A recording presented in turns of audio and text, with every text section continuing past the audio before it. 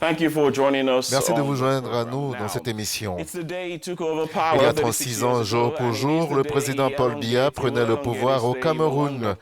Il prolonge aujourd'hui encore son séjour au palais des Toudi car il sera investi aujourd'hui à Yaoundé dans quelques heures. Il s'agira là de son 7e mandat. Pour la première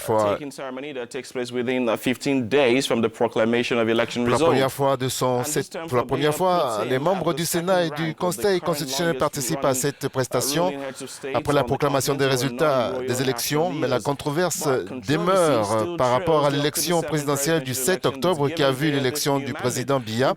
Nous sommes allés dans les rues du Cameroun pour entendre ce que les Camerounais pensent de ce nouveau mandat. C'est une énième prestation de serment, donc on n'attend rien de ce gouvernement, rien du tout. Nous savons que nous avons notre propre avenir en main et on n'attend rien d'eux.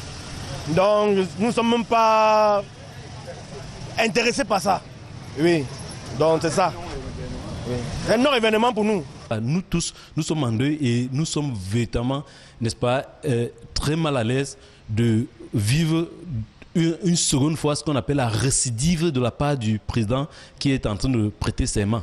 Parce que c'est une seconde fois que la victoire du peuple, la victoire des Camerounais par les urnes, n'est-ce pas, est en train d'être volée. Le Cameroun a toujours été en paix, donc je préfère que les choses restent en place comme elles étaient. Pour ce qui a des troubles, pour ce qui a des troubles qu'il y a actuellement au sud-ouest et dans les zones anglophones, j'ai confiance au pouvoir en place, au pouvoir qui a été réélu. Et je me dis que les choses vont aller mieux, quoi. J'ajoute que la victoire du président en exercice à l'élection présidentielle du 7 octobre dernier n'a pas été bien accueillie par tous. L'opposant et avocat Maurice Kamto avait dénoncé des fraudes au lendemain du vote. Et puis vendredi dernier, dans une vidéo postée sur les réseaux sociaux, le candidat malheureux arrivé derrière Paul Biya au scrutin présidentiel avec 14,23% des voix l'a invité à prendre ses responsabilités pour que la volonté du peuple camerounais souverain soit restituée conformément à la volonté des urnes. Il a proposé la mise en place d'une commission internationale indépendante acceptée par les partis qui sera chargé, selon lui, du recomptage des votes. C'est donc aussi dans ce contexte que Paul Biya prêtera serment aujourd'hui à Yaoundé. Le pays entier est à l'heure de cette cérémonie d'investiture, comme nous l'a expliqué notre correspondant Lambert Nguanfo depuis Douala. Il est revenu sur les attentes quant à la prestation de serment du chef de l'État. On l'écoute. Le président Paul Biya, 85 ans, déjà 36 ans au pouvoir, place son nouveau mandat sous le signe des grandes opportunités. Il entend transformer le pays en un vaste chantier d'opportunités pour les jeunes en quête d'emploi et pour les investisseurs. Mais cette prestation de serment se déroule dans un climat politique tendu. Ce n'est pas la grande effervescence dans les rues de Yaoundé, car un dispositif sécuritaire impressionnant est visible un peu partout dans les carrefours de cette cité capitale. Maurice Kamto, principal challenger de Paul Biya à cette élection, conteste toujours la victoire de Paul Biya. Il a prévu ce jour même d'organiser un grand rassemblement à l'esplanade du stade Omnisport de Yaoundé pour protester contre cette prestation de serment. Un rassemblement qui a peu de chances d'avoir lieu car la zone est entièrement bouclée en ce moment par les forces de police et de gendarmerie puissamment armées.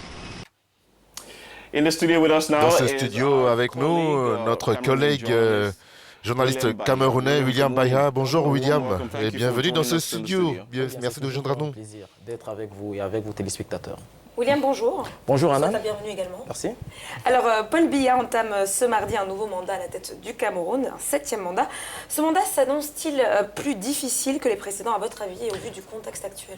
Alors, écoutez Anna, de mon point de vue, le nouveau mandat de Paul Biya à la tête du Cameroun, le 7e donc, ne devrait pas être plus difficile que les précédents, et ce malgré la crise qui secoue les deux régions anglophones du pays. Pourquoi dis-je cela? Eh bien, parce que les crises sociopolitiques font partie, pour ainsi dire, de l'ADN du Cameroun. Et en 36 ans à la tête de ce pays, Paul Biya est habitué à gérer de la contrariété. Ses partisans diront qu'il maîtrise le jeu politique, tandis que ses adversaires le peindront volontiers comme un spécialiste de la pêche en eau trouble. Un an et demi après son arrivée au pouvoir en 1982, il fait face à une tentative sanglante de coup d'État qui va mettre le pays sous tension pendant au moins 7 ans. Puis viennent les années 1990, au moment de la libéralisation de l'espace public. Paul Biya et son gouvernement sont accusés de bloquer les avancées vers plus de liberté du citoyen S'ensuivent des opérations ville morte qui vont contribuer à renforcer la sévère crise économique que connaît alors le Cameroun. Les années 2000 sont marquées par ce qui a été qualifié d'émeute de la faim, un soulèvement populaire contre la hausse des prix des produits de base, intervenu en 2008, alors que le président venait d'introduire un projet de loi pour faire sauter le verrou constitutionnel lui permettant de briguer plus de 2 mandats. En 2013, le Cameroun a dû faire face à la secte Boko Haram dans la partie septentrionale du pays, à l'insécurité à sa frontière avec la République centrafricaine. Et puis en 2016, il y a eu les premiers soubresauts qui ont conduit à la crise anglophone. En 36 ans, il n'y aura donc pas eu de décennie de paix sociale parfaite pour Paul Biya. Il aura toujours travaillé dans la difficulté. Je ne saurais dire parmi toutes les crises dont nous avons parlé, laquelle a été la plus difficile à gérer pour lui. William, faut-il s'attendre à ce qu'il fasse des choses différemment, qu'il gouverne autrement, vu les attentes, les exigences de plus en plus exacerbées des Camerounais? C'est paradoxal, Jerry, je dois le reconnaître. Les Camerounais sont très exigeants avec Paul Biya. Il suffit de jeter un coup d'œil à la presse du pays pour comprendre que le président est très critiqué et cela ne date pas d'aujourd'hui. Cependant, on se rend compte que la critique ne semble pas l'atteindre sur les questions fondamentales. Pour revenir sur les émeutes de février 2008, où la question politique a été centrale dans les revendications des protestataires, le président n'a pas reculé et a fait passer son projet de modification de la Constitution dès mars 2008. Par contre, il s'est concentré à 100% sur le dossier économique en décrétant une pause fiscale qui a duré 5 ans. Je pense qu'il en sera de même pour ce nouveau mandat. Par exemple, je vois très mal Paul Biya demander la libération des leaders sécessionnistes afin d'organiser un dialogue inclusif sur la question anglophone au Cameroun. Ces leaders pourront être remis en liberté pour des motifs divers relatifs aux droits de l'homme et éloignés de la scène nationale, mais il n'y aura pas de dialogue au sens de discussion ouverte sans condition entre le pouvoir et la société civile. Ce n'est jamais arrivé dans l'histoire du Cameroun. Traiter les questions de biais tout en maintenant une ligne dure, cela a été la clé du succès de Paul Biya depuis 36 ans. Et malgré le poids de l'âge, rien ne semble montrer qu'il est prêt à changer de cap. C'est intéressant ce point de vue, William. Alors, ce scrutin présidentiel, il faut également le dire, a fait émerger une nouvelle opposition qui a réussi à galvaniser les Camerounais.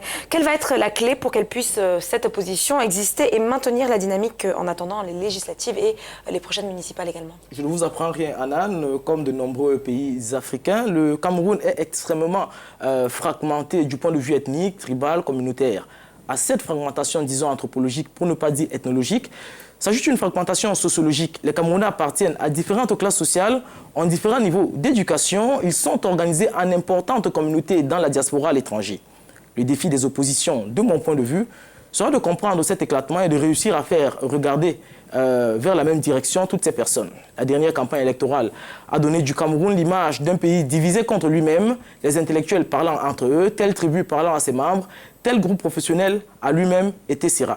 Et je terminerai par là. Les oppositions doivent éviter de tomber dans le piège de la transposition des enjeux nationaux sur le plan local, même s'il y a des points communs. Les élections locales ne se jouent pas sur les mêmes ressorts que la présidentielle. Il ne faut pas s'en tenir au discours dans les médias comme cela a été le cas lors de la présidentielle. Mais au-delà de l'opposition, l'exigence de proximité tient également pour les candidats du parti au pouvoir, doit-on ajouter.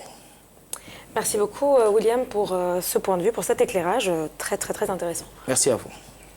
Thank you very much, William, and you can expect to catch the live broadcast of cette cérémonie de prestation de serment. Vous pouvez la suivre en direct sur live broadcast of the swearing-in ceremony for President Paul Biya here on Africa News. Do log on to our website and also keep it logged on our channel. We have all the stories making the headlines from different parts of the continent. Regardez le Monicole sur Africa News. Place maintenant au Journal de l'Afrique.